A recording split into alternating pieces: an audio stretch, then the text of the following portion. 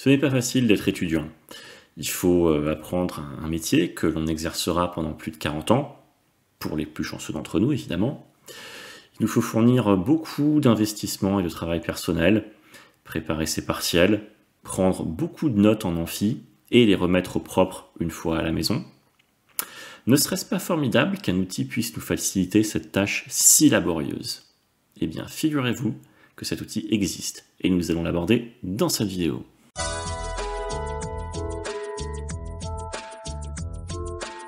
Bonjour à tous et bienvenue sur Décodeur pour cette nouvelle vidéo dédiée une fois de plus à l'intelligence artificielle. Aujourd'hui, je vais vous présenter Auteur, une IA qui a pour but de transcrire sous format textuel un flux audio. Pourquoi je dis flux audio? Parce qu'il est vraiment capable de transcrire tout ce qui est audio. Alors, je vous ai donné l'exemple très parlant de l'étudiant qui prend ses notes en amphi et qui les remet au propre une fois arrivé chez soi. Vous allez voir qu'Auteur répond parfaitement à cette problématique. Tout ce qu'il vous restera à faire, c'est un petit peu de mise en page, et encore. Mais attention, Auteur est capable d'aller bien plus loin. Il est parfaitement capable d'assister à vos visioconférences et de les transcrire sous format textuel, et ce, en temps réel. Il est aussi tout à fait capable de transcrire l'intégralité d'un fichier audio en à peine quelques secondes. Je tiens à être honnête avec vous, à l'heure où je tourne cette vidéo, Auteur n'est capable de faire toutes ces prouesses qu'en anglais. Néanmoins, si la langue de Shakespeare n'est pas un souci pour vous, que vous êtes amené à travailler dans un contexte international, ou simplement que vous êtes curieux, restez, vous ne le regretterez pas. Et si vous vous abonnez, vous le regretterez encore moins. Alors, pour utiliser Auteur, c'est extrêmement simple, comme d'habitude. Navigateur préféré et moteur de recherche préféré, et vous tapez Auteur. Voilà, et là normalement vous avez auteur.ai en premier résultat. C'est pas toujours le cas, donc si vous ne l'avez pas en premier résultat, descendez un peu. Nous c'est le cas, donc je clique sur auteur.ai. Voilà, j'arrive donc sur l'accueil du site.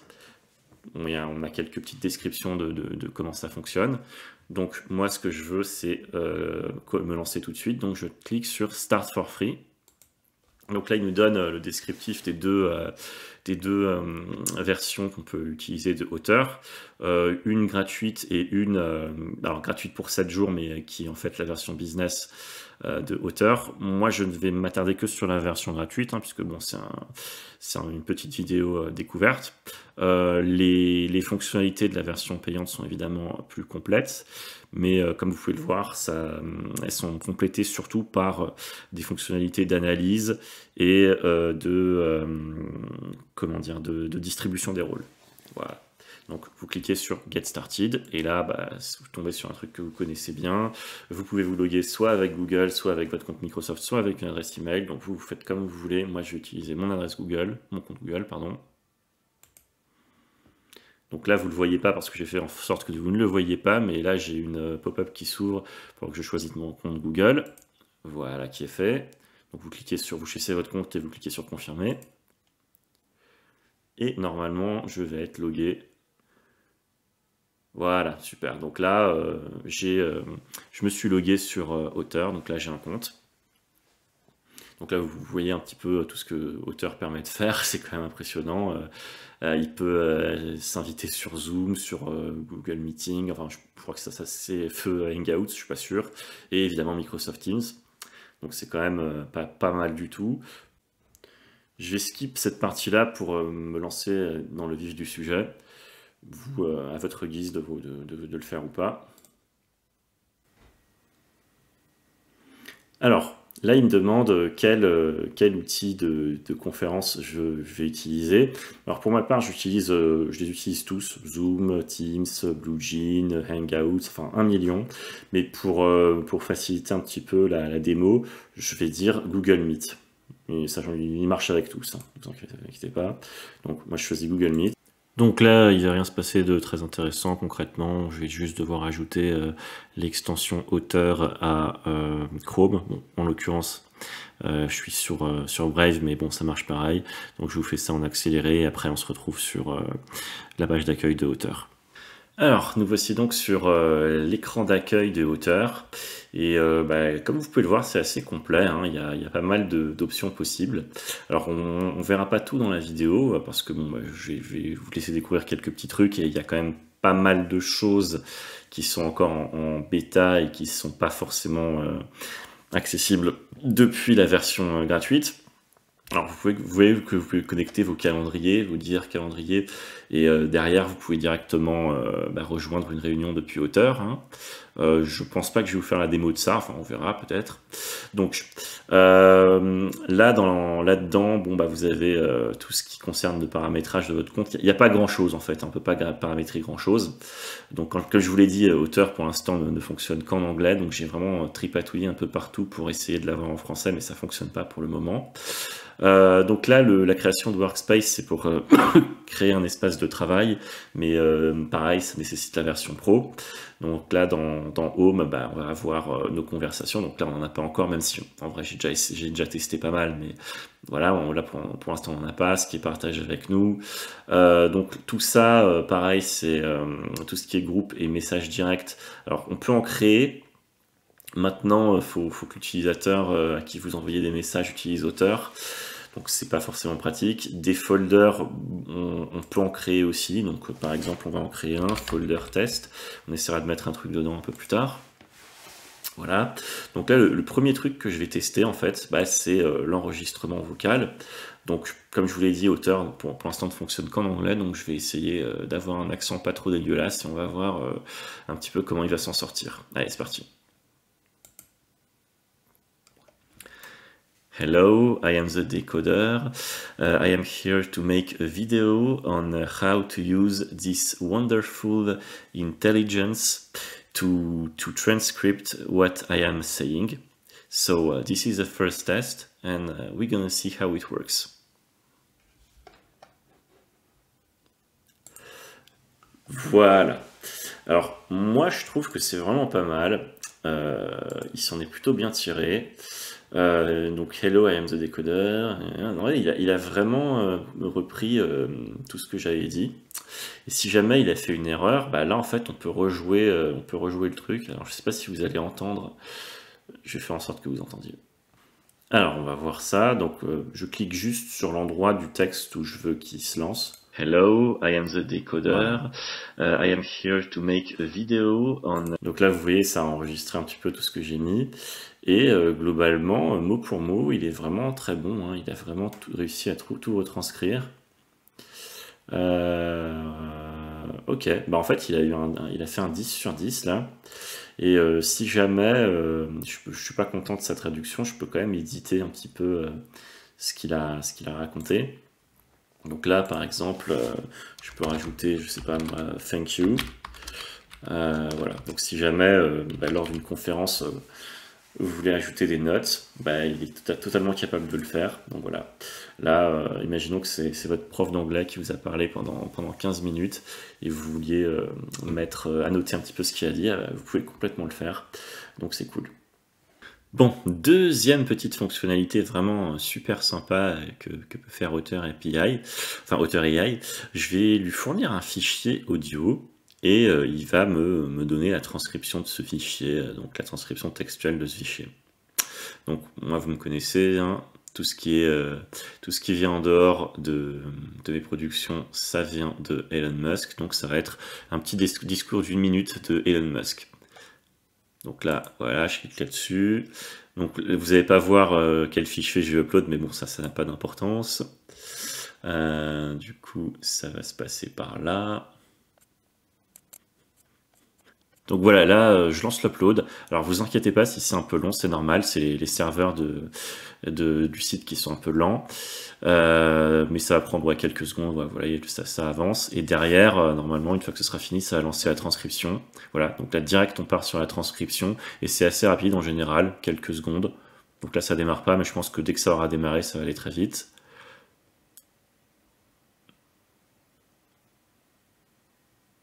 Voilà, c'était quasiment instantané une fois que ça a démarré. Donc c'est bon, le fichier est prêt. Donc on va aller voir un peu ce que ça donne. On va faire sur Go to Transcript. Et franchement, c'est pas mal du tout.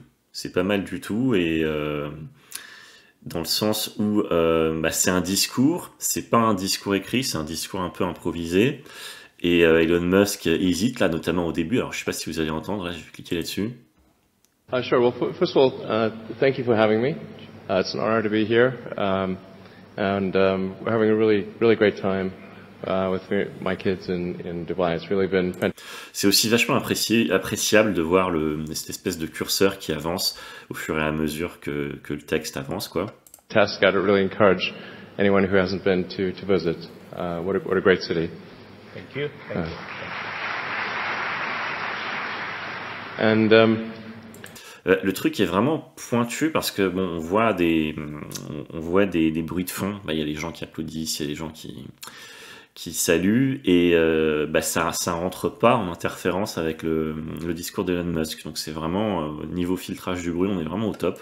in terms of the motivations, I guess there's sort of kind of a long version of the explanation, but essentially when I was a kid, I was wondering.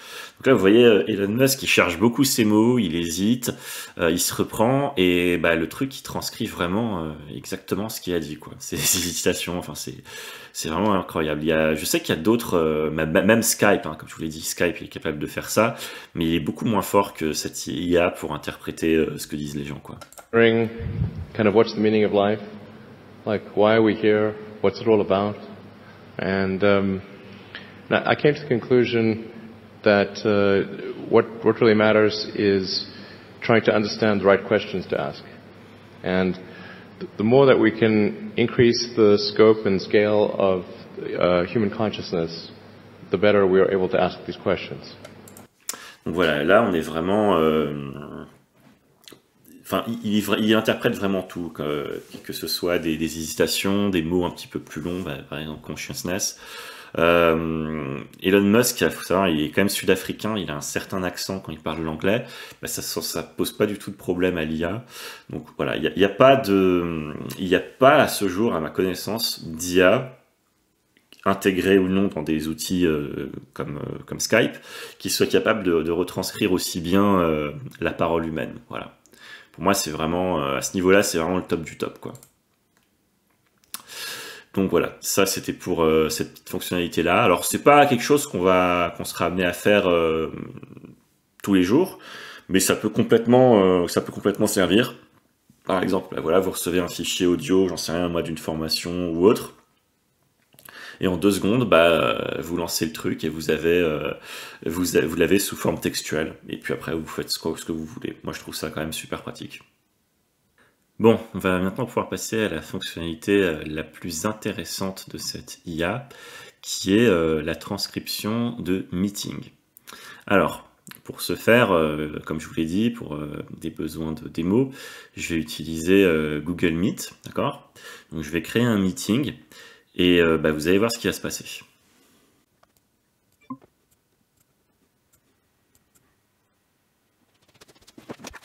Donc voilà, là j'ai mon invité qui vient d'arriver.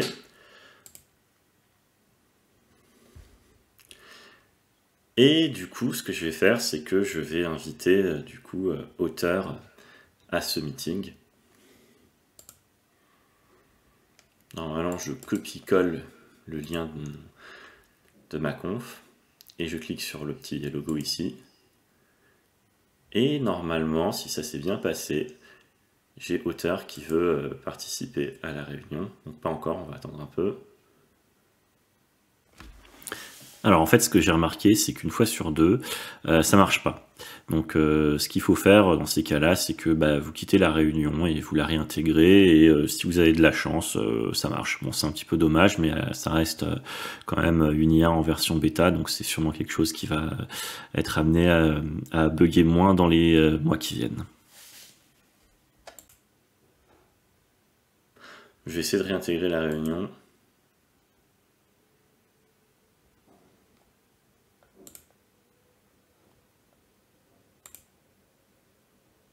Voilà, donc là il y a Auteur qui veut participer, donc je vais accepter. So, here we are, so let's try to see if Auteur is transcripting what I am saying. This is not really obvious, but I think he is doing his job.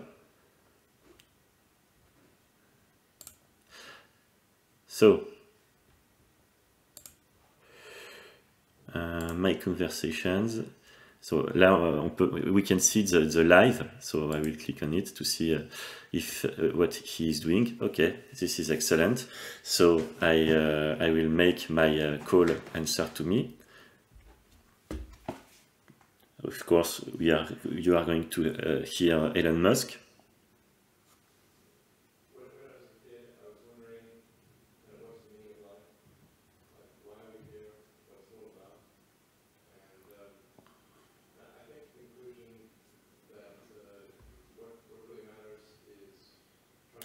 Thank you, Elon. So, can you give us your conclusion right now in order to us to understand what you're saying?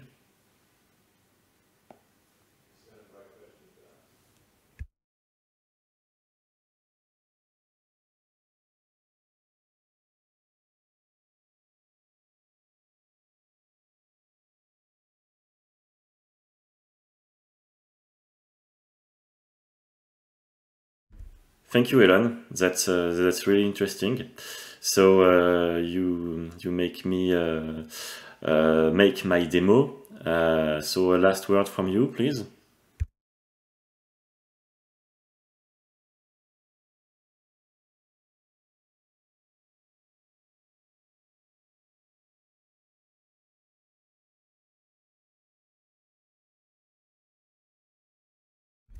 So as you can see, I am not cheating.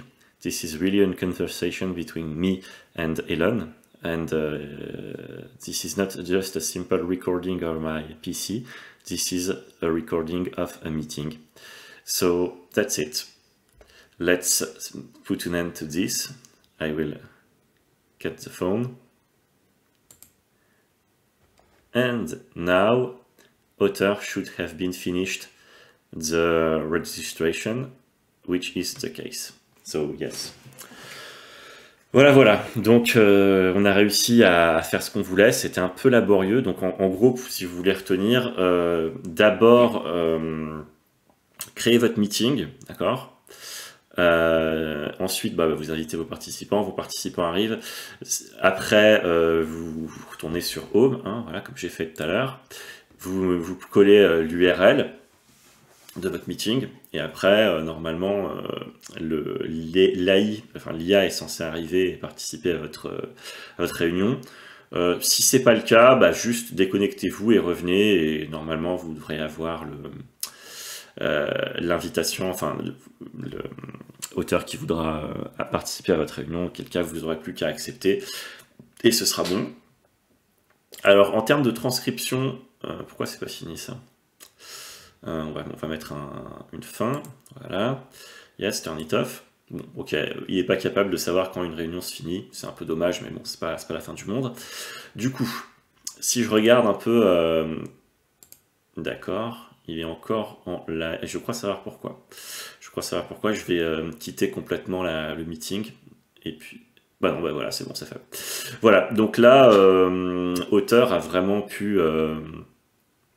transcrire ce qu'on a dit. Alors ce qui est un peu dommage, c'est qu'il ne soit pas capable de différencier les interlocuteurs quand ils parlent, puisque là, tout est mergé en fait, ce que j'ai dit et ce que Elon Musk a pu dire. Mais malgré la qualité assez piètre de mon accent et l'audio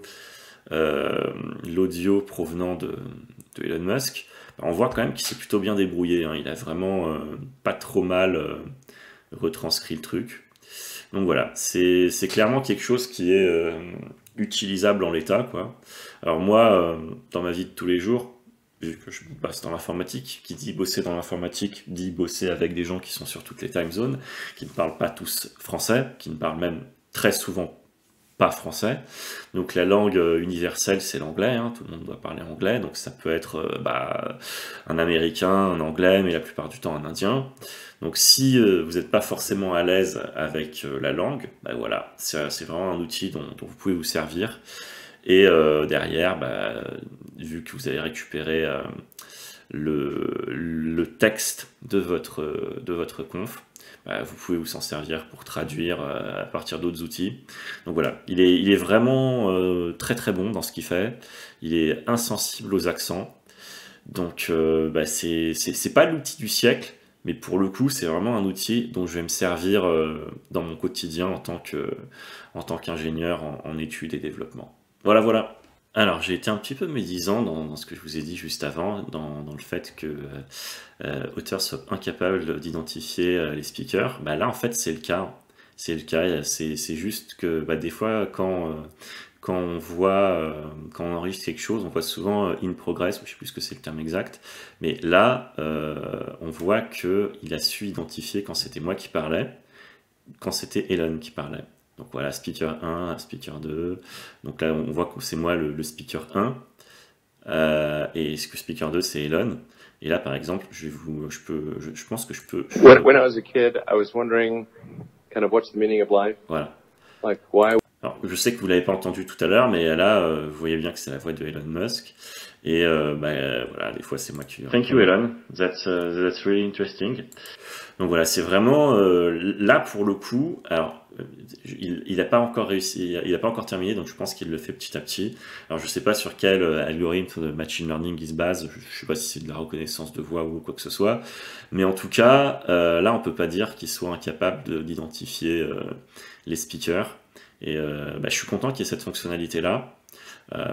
Du coup, forcément, hein, puisque c'est une conférence, il y a plusieurs personnes qui parlent, c'est vraiment très pratique de pouvoir avoir l'auteur du message. Donc voilà, j'ai été un petit peu médisant, j'ai parlé trop vite. Donc quand vous avez fini une conversation, que ce soit soit que vous ayez record un fichier, soit quelque chose que vous avez record vous-même, soit une conf, attendez un petit peu que l'auteur ait bien fini de retranscrire tout ce qui a été dit jusqu'au bout. Alors c'est un peu dommage parce que c'est pas forcément évident de trouver l'endroit où il te dit j'ai fini. Mais bon, c'est pas grave, attendez un petit peu et normalement vous aurez toutes ces fonctionnalités là. Voilà. J'espère que ça vous a plu. Et voilà, cette vidéo est quasiment terminée. Petit rappel avant de se quitter, je vous recommande fortement ce site futurpedia.io. Surtout si vous aimez, si vous êtes intéressé par l'intelligence artificielle. Donc c'est une sorte de Google de l'IA qui regroupe à peu près tous les outils d'IA qui existent à ce jour. Donc c'est là que je suis tombé sur Otter. Alors évidemment, je ne vais pas vous faire une vidéo pour chaque outil, mais voilà, si vous êtes intéressé par ce domaine, soyez vraiment très attentif à ce qui sort sur ce site, puisqu'il est vraiment mis à jour très régulièrement. Et vous y trouverez vraiment tous les types d'IA qui existent. Et c'est tout pour aujourd'hui. Merci d'avoir regardé la vidéo jusqu'au bout, en espérant que vous l'ayez appréciée, bien sûr. Si c'est le cas, n'hésitez pas à laisser un pouce bleu et à vous abonner. Sinon, tant pis pour moi, hein, j'essaierai de faire mieux la prochaine fois. Alors, pour conclure sur Otter, je dirais que c'est clairement pas une IA qui est là pour nous vendre du rêve, mais plutôt une solution clé en main pour répondre à une problématique bien précise, et ma foi, c'est pas plus mal. Pour ma part, j'y vois clairement tout un tas de use cases, pour moi, mais pas que pour moi, évidemment. Je regrette néanmoins qu'elle ne parle qu'une seule langue, l'anglais, mais bon, ça, je suis sûr que ça va être amené à changer. Voilà, merci encore, et à bientôt.